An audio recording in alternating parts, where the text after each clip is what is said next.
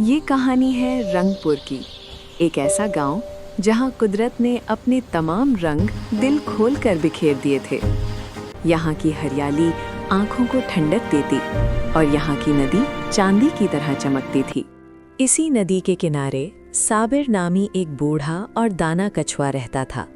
उसका सब्ज और सुनहरी खोल उसकी हिकमत की पहचान था और उसकी जिंदगी नदी की लहरों जैसी पुरसुकून थी।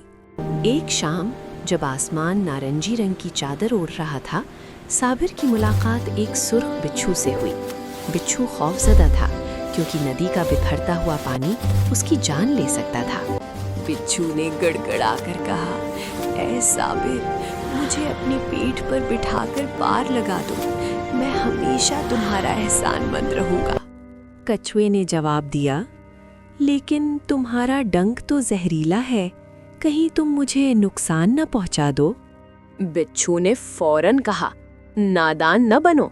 अगर मैं तुम्हें डंक मारूंगा तो हम दोनों ही डूब जाएंगे। मेरी बका तुम्हारी सलामती में है। साबिर मान गया। वो उसे अपनी पीठ पर बिठाकर नदी के नीले पानियों में उतर गया। सफर खुशगवार था, लहरें पुरसुकून थीं, लेकिन नदी के ऐन दरमियान बिच्छू की फितरत जाग उठी।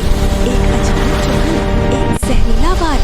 बिच्छू ने कछुए को डंक मार दिया था। साबिर ने तड़प कर पूछा, ये तुमने क्या किया?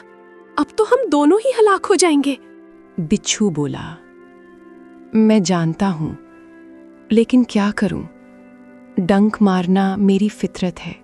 कछुए ने हिम्मत न हारी, गोता लगाकर अपनी जान तो बचा ली, लेकिन बिच्छू लहरों की नजर हो गया। सच है, एहसान कितना ही बड़ा क्यों ना हो, कुछ लोग अपनी फितरत नहीं बदल सकते। देखने का शुक्रिया। अगर कहानी पसंद आई हो तो चैनल को सब्सक्राइब करें, वीडियो को लाइक और शेयर करें।